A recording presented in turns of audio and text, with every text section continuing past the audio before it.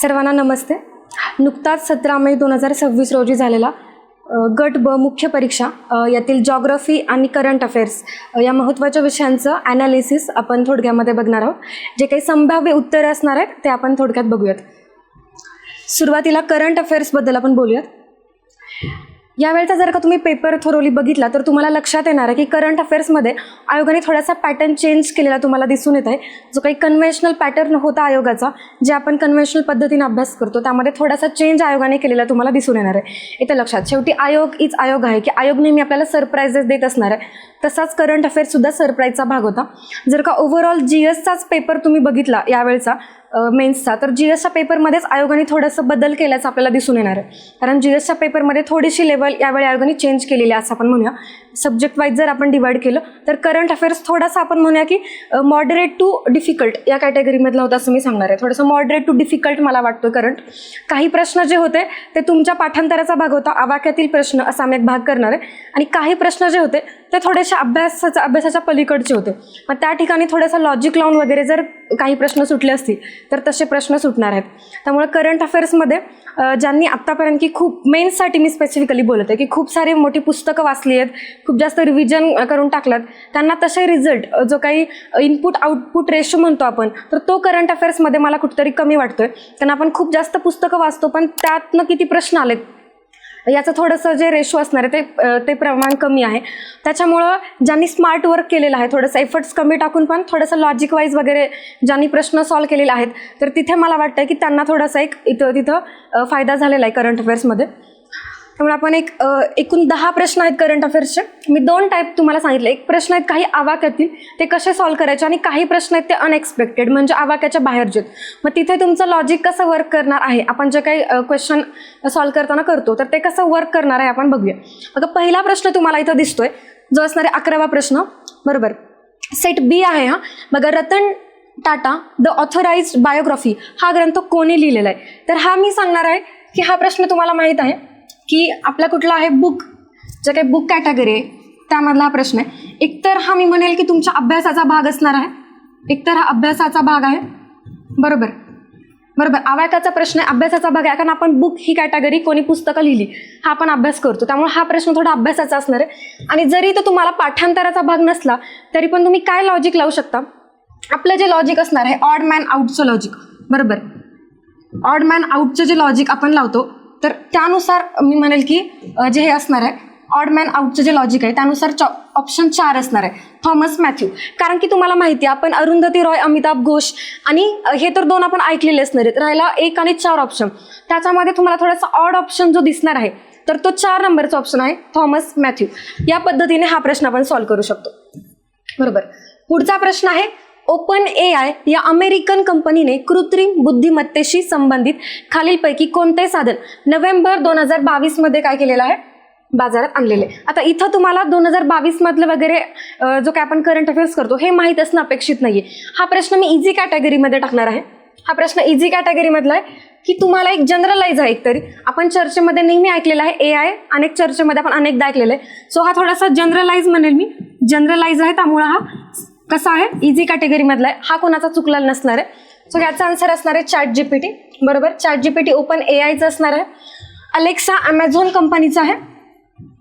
बघा, इथे अलेक्सा असेल किंवा हा गुगल असिस्टंट हे आपण अनेकदा आपल्या डेली लाईफमधले आहेत, तर हे थोडेसे व्हॉइस रिलेटेड आहेत. हे जरी तुम्हाला इथं कळलं असतं तरी माहीत असलं पाहिजे, हे व्हॉइस रिलेटेड आहेत. आणि कोर्टाना जो असणार आहे तर तो मायक्रोसॉफ्टचा असणार आहे, बरोबर. मायक्रोसॉफ्टचा आहे काय, कोर्टाना. त्याच्यामुळे हे लक्षात ठेवा. हा इझी कॅटेगरीतला प्रश्न होता आपला. पुन्हा असणार आहे जलसंचय जनभागीदारी पुरस्कार 2025 मध्ये उत्कृष्ट प्रदर्शन करणाऱ्या राज्यांचा योग्य क्रम. बघा, असे प्रश्न हा मी अनएक्सपेक्टेड कॅटेगरीमध्ये टाकणार. अनएक्सपेक्टेड म्हणजे काय की तुम्हाला वाचणं तर अपेक्षित नाही की आपण हे वाचलं आहे अनेकदा, असं तुम्हाला दिसत नाही की वाचनातला कुठला तरी भाग आहे, परंतु मी म्हणेल की हा प्रश्न लॉजिक वाईज जर असेल तर तुमचा सुटू शकतो. आता बघा किती जणांचा झालाय. एकतर प्रश्न काय विचारलाय, जलसंचय, बरोबर. जलाविषयी काहीतरी आहे, जलसंचय आहे, आणि काहीतरी काय असणार आहे, डेव्हलपमेंटल आहे, म्हणजे पॉझिटिव्ह गोष्ट आहे. तुम्हाला माहित असेल की आपण जे जलजीवन मिशन, कधी हा आपल्या अभ्यासाचा भाग आहे की जलजीवन मिशन मध्ये तेलंगणा राज्य आघाडीवरती होतं. त्यामुळे जलसंचय जनभागीदारी पुरस्कार असणार आहे. तर तो हे आपण आपलं वाचलं होतं की कुठला जलजीवन मिशन याच्यामधले कुठलं राज्य होतं? तेलंगणा. त्यामुळे इथं तुम्हाला थोडंसं एक एलिमिनेट करता येणार आहे. पहिलं आपलं काय असणार आहे? तेलंगणा असणार आहे, बरोबर. C option. एकच जरी तुम्हाला जर थोडासा लागला असता लॉजिक, जलजीवन पुरस्कार सुद्धा आपण बघतो, त्याच्यामध्ये तेलंगणा राज्य आघाडीवरती होतं. याच्यावरून तुमचा प्रश्न सुटू शकतो. दुसरं असणार आहे, तुम्हाला माहित पाहिजे की राजस्थान थोडं असणार आहे, तर या अशा कॅटेगरीमध्ये राजस्थान मागं असणार आहे, बरोबर. जलसंचय जनभागीदारी, राजस्थान थोडंच कसं असणार आहे? बॅक असणार आहे. त्याच्यामुळे राजस्थान शेवटी येणार आहे. यानुसार जर तुम्ही लॉजिक लावलं तर तेलंगणा, छत्तीसगड आणि राजस्थान, बघा याच्यानुसार तुमचा प्रश्न सुटू शकतो. वाचनाचा भाग आहे का? तर नाहीये, परंतु तुम्ही लॉजिक वाईज हा प्रश्न सॉल्व्ह करू शकणार आहे. याचा ऑप्शन 3 असणार आहे. पुढे बघूया, खालीलपैकी कोणत्या संस्थेने 43वा इंडिया इंटरनॅशनल ट्रेड फेअर 2024 आयोजित केला होता? पण हा पण प्रश्न म्हणेल की एकतर काही जणांचा वाचनातला असू शकतो किंवा थोडासा आपल्यासाठी अननोन म्हणूया आपण कॅटेगरी, आपण वाचत नाही हा प्रश्न, हा सुद्धा थोडासा अनएक्सपेक्टेड होता, अनएक्सपेक्टेड. पण मी म्हणेल की लॉजिक वाईज जर तुम्ही विचार केला तर थोडासा सुटणारा प्रश्न. बघा आता पेपरमध्ये ज्यांना करंट अफेअर्सला वेळच नाही पुरला, शेवटी ठेवले, त्यांच्यासाठी थोडा घाई होऊ शकते या ठिकाणी. पण ज्यांनी थोडंसं कसं लॉजिक वाईज जर विचार केला असेल तर त्यांच्यासाठी मी म्हणणार आहे की काही प्रश्न तुम्हाला बरोबर येणार आहेत. बघा इथं काय विचारलेलं आहे तुम्हाला प्रश्नामध्ये, काय दिलंय? कीवर्ड्स आहेत आपले इंडिया इंटरनॅशनल, बघा, आणि ट्रेड. 3 कीवर्ड्स आहेत, इंडिया, इंटरनॅशनल आणि ट्रेड, हे असणार आहेत आपले कीवर्ड्स. याच्यानुसार विचार केला तर हा World Trade Organization option eliminate होतो, दक्षिण आशियाई ऑप्शन इलिमिनेट होतो. राहतात 2 ऑप्शन ज्याच्यामध्ये आहे इंडिया ट्रेड प्रमोशन आणि नॅशनल ट्रेडिंग. बघा आता या 2 मध्ये तुम्हाला कुठला ऑप्शन चूज करायचा आहे तुमच्यावरती आहे. बघा इंडिया ट्रेड आणि इथं आपल्याला काय दिलंय? India international trade. सो आपण एक ट्रेंड असतो क्वेश्चन सॉल्व्ह करण्याचा आपला, काय असणार आहे की कॉमन वर्ड्स, आपण काय करतो? कॉमन वर्ड्स यूज करतो, बरोबर. सो कॉमन वर्ड्स यानुसार काय असणार आहे? इंडिया आणि ट्रेड. सो इथं पण काय आहे? फर्स्ट ऑप्शन मध्ये इंडिया ट्रेड असणार आहे, त्याच्यामुळे एक ऑप्शन काय आहे? याचा आन्सर असणार आहे. बघा तुम्हाला सगळेच ऑप्शन माहीत असं नसणार आहे, पण एलिमिनेशन आणि लॉजिक या वाईज प्रश्न सुटू शकतो. 15वा प्रश्न बघूया आपण. खेलो इंडिया रायझिंग टॅलेंट आयडेंटिफिकेशनचे उद्दिष्ट काय असणार आहे? खेळाडूंची एक शाश्वत फळी निर्माण करणे आणि भारताला कुठल्या सालापर्यंत जगातील अव्वल 10 क्रीडा राष्ट्रांमध्ये स्थान मिळवायचं आहे. हा सुद्धा म्हणेल मी वाचनातला भाग नाहीये, म्हणून करंट अफेअर्सला थोडंसं आपण यावेळी कसं एक थोडंसं मॉडरेट टू डिफिकल्ट मध्ये टाकलंय, कारण अनएक्सपेक्टेड होतं करंट अफेअर्स, येतं लक्षात. त्यामुळे इथं काय दिलं बघा, 10 क्रीडा राष्ट्रांमध्ये स्थान मिळवायचं आपल्याला, हेच आहे आपल्याला प्रश्न सॉल्व्ह करायसाठी लॉजिक. लॉजिक कसं म्हणेल मी की आपण ऐकलेलं आहे की आपल्याला ऑलिम्पिकसाठी काय करतो इंडिया, आता प्रयत्नशील आहे की आपल्याला 2036 साली काय करायचं आहे? ऑलिम्पिक भरवायचे. आता हे तर आपण करंटमध्ये वाचलेलं आहे, सर्वांनी ऐकलेलं आहे. ते जर का इयर तुम्हाला पेपरमध्ये क्लिक झालं असेल, आणि कधी क्लिक होणार आहे? जेव्हा तुमचं माइंड काम असणार आहे, बरोबर आहे. तुम्ही जेव्हा शांततेमध्ये पेपरमध्ये फुल कॉन्सन्ट्रेट असणार आहेत, तुम्हाला कुठेतरी क्लिक झालं असणार आहे की 2036 साली आपण काय करणार आहोत? ऑलिम्पिक आपल्याला करायचं, याच्यासाठी आपण प्रयत्नशील आहोत, बरोबर. याच्यासाठी इंडिया प्रयत्नशील आहे. त्याच्यामुळे 2036 क्लिक झालं तर मग ऑप्शन 1 तुम्हाला दिलंय. मग तोपर्यंत आपल्याला काय करायचंय? कुठंतरी आपले काय असलं पाहिजे? रिप्रेझेंटेशन असलं पाहिजे ऑलिम्पिकमध्ये, जर का आपण ऑलिम्पिक भरवणार आहोत तर. त्यामुळे काय असणार आहे? 2036 याचा आन्सर असणार. पुढचा प्रश्न असणार आहे, जागतिक कविता दिन दरवर्षी कधी साजरा केला जातो आणि त्याची सुरुवात कधी झालेली? बरोबर. आता हा दिन, डे जो आपण अभ्यास करतो याच्यामधला एकतर काही जणांनी मी म्हणेल की हा वाचनातला पार्ट आहे काही जणांच्या, आणि तसं तर मी याला अनएक्सपेक्टेडच म्हणेल की असे दिवस काय आपल्याला, आणि बघा इयर कधीचे दिलेत, तर हे आपण अभ्यास करायचा भाग नाहीये, बरोबर. त्यामुळे हे आपल्याला माहीत असणं एवढं इतकं तरी अपेक्षित नसणार आहे. किंवा जर आपल्याला कविता दिन माहीत असणार आहे, बरोबर, हा तर आपण अभ्यास करतो की कविता दिन, इयर तुम्हाला माहीत असणं अपेक्षित नाहीये, पण जी डेट असणार आहे ती माहीत असणं अपेक्षित आहे. त्यामुळे हा प्रश्न थोडासा इझी टू मॉडरेट असं मी म्हणणार आहे. तरी पण बघा कसं असणार आहे, जिथं आपला अभ्यास संपतो तिथं आपलं लॉजिक आपण स्टार्ट करणार आहोत लावायला. सुरुवातीलाच लॉजिक लावायचा आपण प्रयत्न नाही करायचा. इथं आपला अभ्यास जर कमी पडतोय तर मग लॉजिक काय असणार आहे? बघा विचार करा. आता हा बुकर प्राइज किंवा हा जो पुलिझर पुरस्कार आहे त्याचा तो तर ऑप्शन इलिमिनेट होतो, बरोबर आहे. इथं असा कुठला तरी दिवस आहे, कविता दिवस, हे काय करणार आहेत? असा कुठला तरी कविता दिवस वगैरे सुरुवात करू शकणार नाही. मग ऑप्शन 2 आहेत आपल्याकडे, एक आहे युनेस्को किंवा आहे संयुक्त राष्ट्र. बघा या सगळ्या ऑप्शनमध्ये मोठ्या संस्था आहेत, बरोबर, जागतिक स्तरावरील. तुम्हाला माहित असलं पाहिजे युनेस्को जी संस्था असणार आहे त्याच्या नावामध्येच काय असणार आहे? सांस्कृतिक शब्द आहे, बरोबर. सो कल्चरल जे काय आपण प्रिझर्व करणार आहोत, बरोबर, कल्चरल साठी जे असणार आहे येते लक्षात, युनेस्को काम करणार आहे, त्याच्यामुळे ऑप्शन 1 असणार आहे मार्च 21. इयर तुम्हाला माहित असणं अपेक्षित नाही. एकतर मार्च 21 जर का तुम्ही पाठांतर असेल, अभ्यासाचा भाग असेल तर, ते नसेल तर मग असे ऑप्शन इलिमिनेट करून तुम्ही ऑप्शन 1 पर्यंत जाऊ शकता. पुढचा प्रश्न आहे, खालीलपैकी योग्य विचारलाय बघा. योग्य. भारतीय सेनेच्या मेजर स्वाती शांताकुमार यांना समान भागीदार स्थिर शांतता विषयीच्या कार्यासाठी लैंगिक श्रेणीमध्ये काय दिलंय? संयुक्त राष्ट्र महासचिव यांचा पुरस्कार. हा तुमच्या अभ्यासाचा भाग आहे म्हणणार आहे मी, बरोबर? अभ्यासाचा भाग आहे हा, त्याच्यामुळे हे ऑप्शन तुम्हाला इथं बरोबर दिसतं. दुसरा ऑप्शन काय आहे? संयुक्त राष्ट्र सचिवालयाने मेजर राधिका सेन यांना वर्ष 2025च्या सैन्य लैंगिक अधिवक्ता म्हणून पुरस्कार दिलेला आहे, बरोबर. आता इथं थोडंसं आयोगाने तुम्हाला फसवलेलं आहे असं मी म्हणणार आहे. येते लक्षात. हा पण थोडासा मी डिफिकल्ट क्वेश्चन असं सांगणार आहे, कारण की इथं काय असणार आहे, त्यांनी चुकवलेलं आहे. 2023 आहे आणि 2023चं आपल्याला माहित असणं थोडंसं काय आहे, त्याची शक्यता कमी आहे. त्याच्यामुळे इथं आपण काय होऊ शकतो, कन्फ्यूज अनेक मुलं झाली असणार आहेत. त्यामुळे हा ऑप्शन चुकीचा आहे, त्याचा फक्त असा आन्सर असणार आहे. 2023 वर्ष असणार आहे, बरोबर. आपला वरचा तर अभ्यासाचा भाग आहेच, खालचा ऍक्च्युली काही जणांना ते क्लिक झालं असू शकतं किंवा नसू शकतं, पण हा थोडासा अवघड ऑप्शन मी म्हणेल. ब दोन्ही लिहिलं असणार आहे काही जणांनी, पण ऑप्शन 1 याचं उत्तर असणार आहे. पुढचा प्रश्न बघूया आपण. साहित्य अकादमी पुरस्कार 2025 आणि युवा पुरस्कार असा प्रश्न तुम्हाला विचारलेला आहे. येते लक्षात. आता पुरस्कार हा इझी कॅटेगरीचा प्रश्न आहे, मी सांगणार आहे. इझी कॅटेगरी आहे, एक्सपेक्टेड आहे हा प्रश्न, बरोबर. तुमच्या आवाक्यातील हा प्रश्न आहे.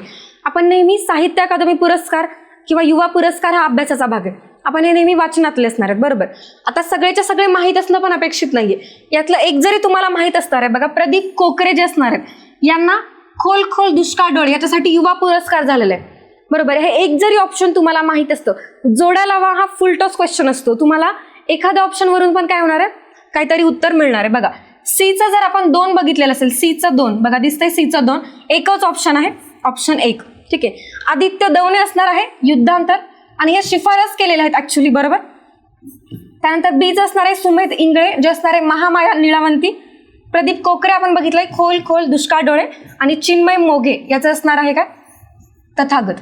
बघा जोड्यालामध्ये एका ऑप्शन वरून सुद्धा हा प्रश्न सुटू शकतो, हा इझी कॅटेगरीतला प्रश्न असणार आहे.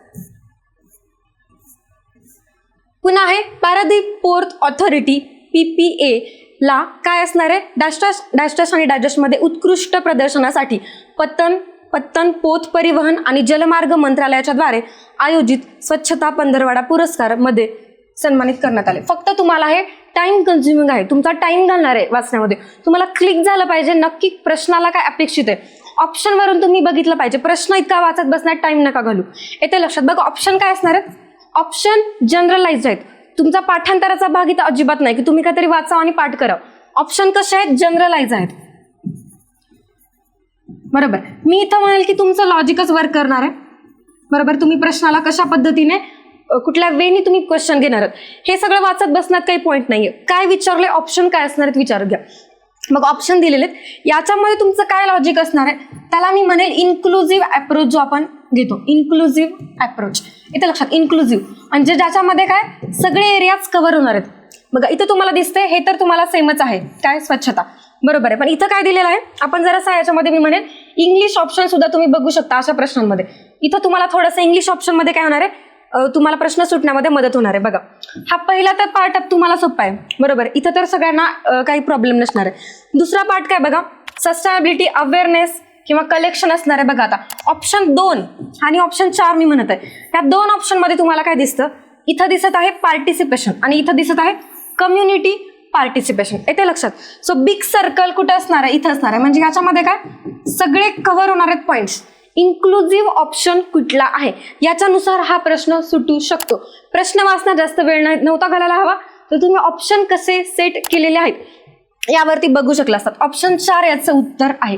इन्क्लुझिव्ह अप्रोच वरती हा प्रश्न सुटू शकला असता. येते बघा सेम वर्ड्स आहेत, पार्टिसिपेशन आणि कम्युनिटी पार्टिसिपेशन, पण मोर इन्क्लुझिव्ह कुठला तुम्हाला दिसतोय, कम्युनिटी पार्टिसिपेशन दिसत आहे. येते लक्षात. त्यामुळे ऑप्शन 4 असणार आहे याचं. बघा पुढचा प्रश्न काय असणार आहे, लोकसभा निवडणूक 2024 वरचा आहे. हा सुद्धा अभ्यासाचा भाग आहे. एक तर दुसरा असणार आहे जनरल अवेअरनेस. तुम्हाला जनरल अवेअरनेस असला पाहिजे. येतं लक्षात. बघा एकतर पाठांतर असलं पाहिजे, जर ते नसणार आहे तर मग कसा सॉल्व्ह करायचा प्रश्न हा आपण बघूया. बरोबर. आता तुम्हाला माहिती आहे की एनडीए सरकारमध्ये कोण कोण आहेत, कुठले पक्ष आहेत, एवढं तर जनरल अवेअरनेस आपल्याला असतो.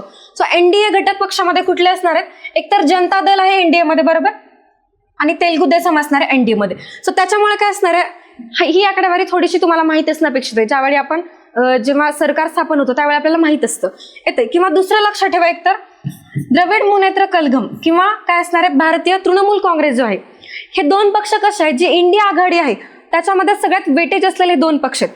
तुम्हाला एवढं लक्षात आलं पाहिजे की ह्या दोनला काय असणार आहे, जास्तीत जास्त कुठले सीट आहेत.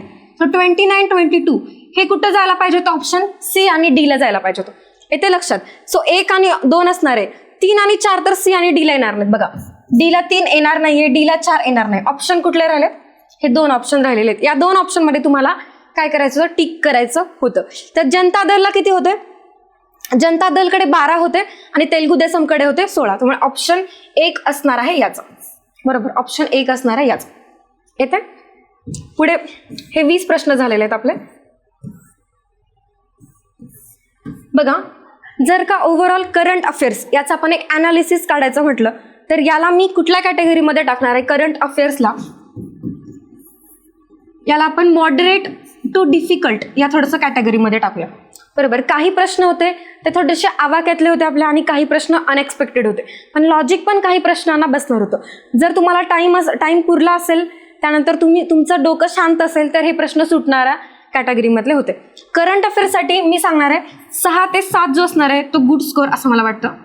हा तुमचा चांगला स्कोअर असणार आहे. काही प्रश्न त्रास देणारे नक्कीच होते, त्याच्यामुळे 6-7 स्कोअर असणार आहे तर तुमचा गुड कॅटेगरीमधला स्कोअर आहे. बघा, अवॉर्ड्सवरती प्रश्न आहेत तुम्हाला. 2 प्रश्न अवॉर्ड्सवरती दिसतात तुम्हाला. बरोबर, अवॉर्ड्सवरती 2 प्रश्न आहेत. त्यानंतर तुम्हाला काय दिसणार आहे, इंटरनॅशनलवरती काही प्रश्न फार दिसत नाहीयेत. नॅशनलवरती 3-1 प्रश्न तुम्हाला दिसतात, नॅशनल जे करंट असणार आहे त्याच्यामधले. महाराष्ट्रावरती सुद्धा 1 प्रश्न तुम्हाला दिसलेला आहे. जर आपण बुक बघतो की पुस्तकांविषयी, त्याच्यावरती सुद्धा 1 प्रश्न तुम्हाला दिसतो. सायन्स टेक जो सब्जेक्ट आहे, सायन्स टेक, त्याच्यावरती पण 1 प्रश्न दिसतो. सो अनालिसिस कसं असणार आहे बघा, प्रिलिम्सचं करंट अफेअर आणि मेन्सचं करंट अफेअर याच्यामध्ये थोडासा डिफरन्स आयोगाने ठेवलेला आहे. मागच्या 2-3 वर्षांचे जर का तुम्ही अनालिसिस करून बघितलं तर तुमच्या लक्षात येणार आहे. आपण प्रिलिम्सला ज्या आपण ताकदीने करंट अफेअर करतो तेवढंच मग मेन्सला करणं वर्थ इट आहे का, किंवा कशा पद्धतीनं केलं पाहिजे, हे तुमचं स्मार्ट स्टडी किती करता याच्यावरती डिपेंड असणार. तर करंट अफेअर्स मी म्हणणार आहे 6 ते 7 आपण गुड स्कोअर बोललोय. चालेल.